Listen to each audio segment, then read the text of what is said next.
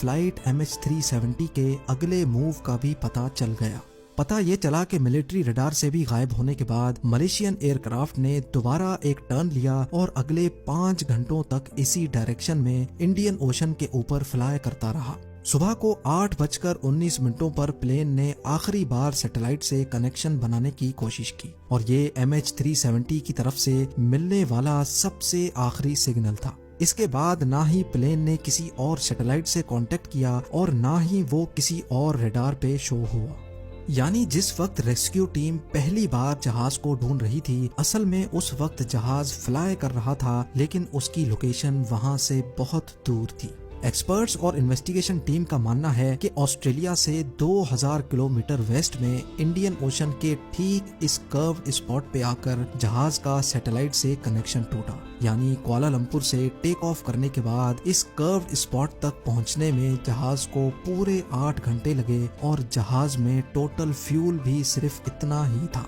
तो इस बात के काफी ज्यादा चांसेस हैं कि MH370 इसी कर्व स्पॉट में ही कहीं फ्यूल खत्म होने की वजह से क्रैश हो गया। इंडियन ओशन का ये हाईलाइटेड कर्व्ड हिस्सा पूरे इंडिया से भी बहुत बड़ा है और यहाँ पर स्टार्ट किया गया एक deep sea search operation. MH370 को ढूंढना बहुत जरूरी था, क्योंकि जब तक प्लेन और उसका ब्लैक बॉक्स नहीं मिलेगा तब तक ये पता नहीं चलेगा कि क्रैश से पहले प्लेन के अंदर क्या कुछ हो रहा था। कई महीनों नहीं बल्कि कई सालों तक यहाँ प्लेन को तलाश करने का अमल चलता रहा, लेकिन यहाँ पर भी प्लेन का कोई सुराग नहीं मिला। 3 सालों के बाद डीप सी ऑपरेशन को आखिरकार खत्म कर दिया गया, जिसमें $160 मिलियन से भी ज्यादा खर्चा हो चुका था। सर्च ऑपरेशन के दौरान प्लेन का तो कोई अता पता नहीं मिला, लेकिन 2015 में यानी प्लेन के गायब होने के 1 साल बाद प्लेन का राइट फ्लैपरॉन तैरता हुआ आइलैंड ऑफ रीयूनियन के साहिल पे जा पहुंचा। ये प्लेन का वो हिस्सा होता है जो लैंडिंग के वक्त काम आता है।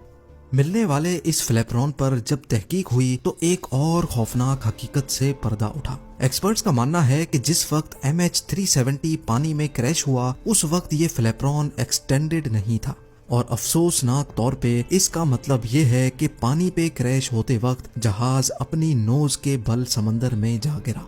अगले कई सालों के दौरान प्लेन के कई और हिस्से भी अफ्रीका के साहिल से मिले, लेकिन आज तक प्लेन या उसमें बैठे पैसेंजर्स का कोई सुराग ना मिल सका। मलेशियन फ्लाइट MH370 के अंदर गायब होने से पहले क्या कुछ हुआ ये आज तक किसी को भी मालूम नहीं है।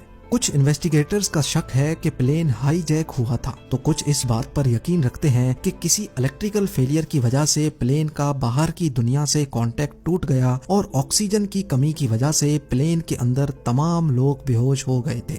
खैर असल रीजन क्या है ये तो प्लेन के ब्लैक बॉक्स में महफूज रिकॉर्डिंग से ही पता चल सकता है, जो प्लेन के साथ ही इंडियन ओशन में कहीं गायब है।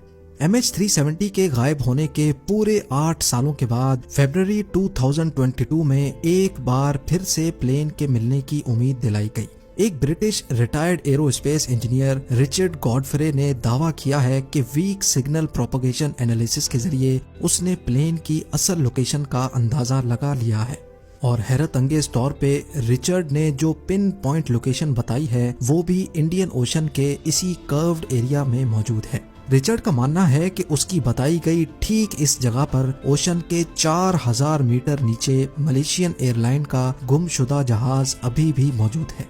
ये उतनी ही गहराई है जितना नीचे टाइटैनिक शिप पूरे 74 इयर्स की कोशिशों के बाद 1985 में मिली थी।